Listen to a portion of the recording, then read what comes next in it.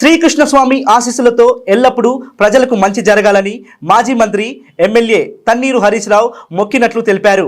ఈ మేరకు సిద్దిపేట జిల్లా నంగునూరు మండలం పాలమాకుల గ్రామంలో యాదవుల ఆధ్వర్యంలో నిర్వహించిన శ్రీకృష్ణ విగ్రహ ప్రతిష్ఠ కార్యక్రమంలో మాజీ మంత్రి ఎమ్మెల్యే తన్నీరు హరీష్ రావు పాల్గొన్నారు.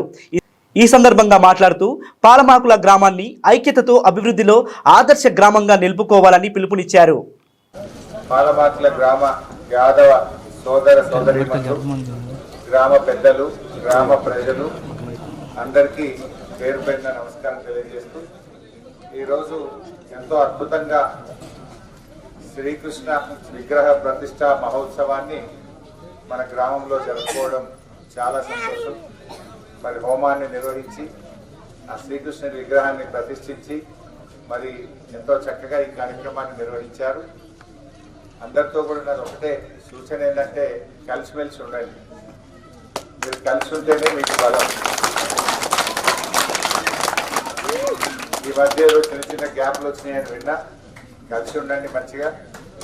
ఎప్పుడైనా పాలమాకుల గ్రామం చాలా యూనిటీగా ఎంతో బాగా కలిసి ఉండేటువంటి గ్రామం. నేను కూడా ఈ గ్రామాన్ని అనేక విషయాల్లో ఒక ఆదర్శ గ్రామంగా నిలిపే ప్రయత్నం చేశాను. ఆ రోజుల్లో మండలానికి ఒక్క గ్రామం మాత్రమే 100% సిసి రోడ్లు చేస్తామంటే ఆ రోజు నేను పాలమాకుల గ్రామాన్ని సెలెక్ట్ చేసుకోవడం జరిగింది. వడ్ల కొనుగోలు కేంద్రం ప్రారంభిస్తాము, 2 సెంటర్లు పెట్టామంటే నంగునూరు ఒకటి పెట్టినా ఇక పక్కగా నమ్ముతుంది, పాలమాకులు ఒకటి. అట్లనే ఎన్నో కార్యక్రమాలు. ఇలా ఊర్లో 4 లైన్ రోడ్ వేసి లైట్లు పెట్టించాలని చెప్పి ఆ రోజు నేషనల్ హైవేలో ముందస్తుగా పాలమాకుల నుంచి సిద్దిపేట దాకా 4 లైన్ రోడ్ పెట్టించాం. ఆ లైట్లకు కూడా మొన్ననే డబ్బులు కట్టినాం. ఈ 2-3 రోజుల్లో మీ హైవే మీద లైట్లు కూడా వెలిగించే కార్యక్రమం కూడా చేస్తాం.